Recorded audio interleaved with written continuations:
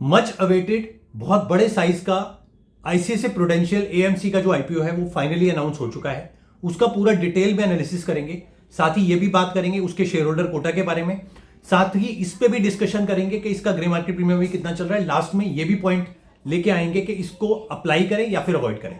तो स्टार्टिंग से शुरू करते हैं। 1993 में ये पर्टिकुलर कंपनी जो है वो इनकॉर्पोरेट हुई थी।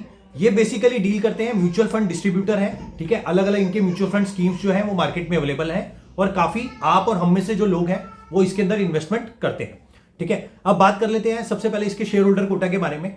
5 दिसंबर से पहले पहले अगर आपके बैंक, आपका जो डीमेट अकाउंट है उसके अंदर अगर आपने एक शेयर जो है आईसीआईसीआई बैंक का जो है अगर बाय किया हुआ है तो आप एलिजिबल है to apply under share holder quota. तो मैं आपको अभी सबसे पहले जो इंपॉर्टेंट बात है वो बता देता हूं।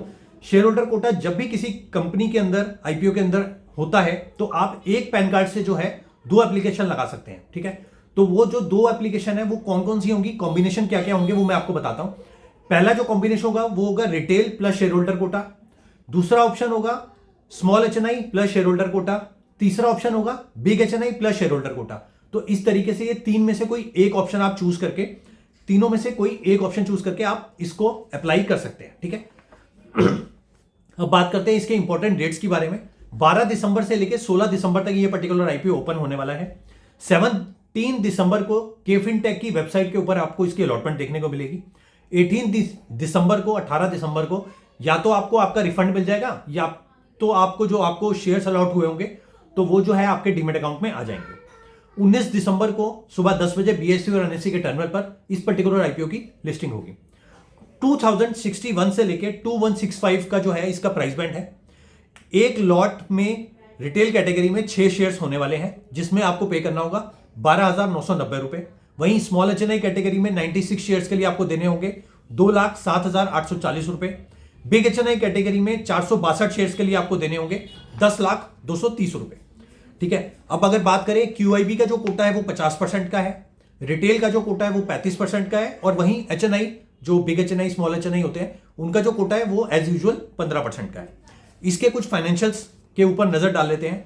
आरओई जो है इसका 82.8 है, ठीक है। उसके बाद ईपीएस की अगर हम बात करें तो प्री आईपीओ जो है 53.63% है, वहीं पोस्ट आईपीओ जो है 65.46 हो जाएगा।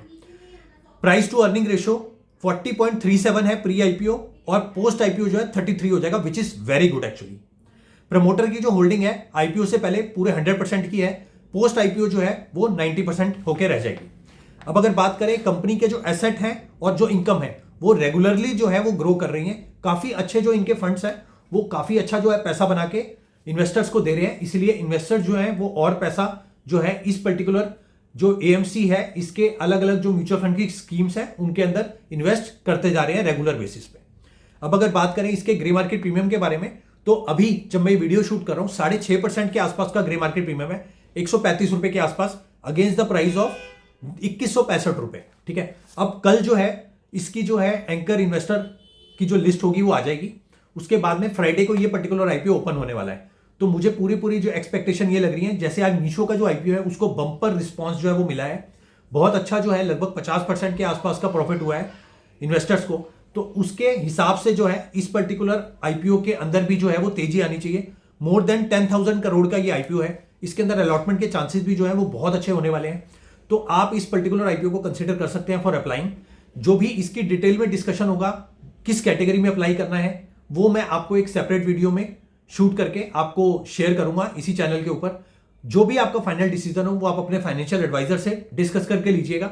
मैं जो भी यहाँ पर आपको एडवाइस दे रहा हूं वो मेरी खुद की एनालिसिस है। आप जो है अपनी खुद की रिसर्च करिएगा और अपने फाइनेंशियल एडवाइजर से डिस्कस करिएगा। Thank you so much.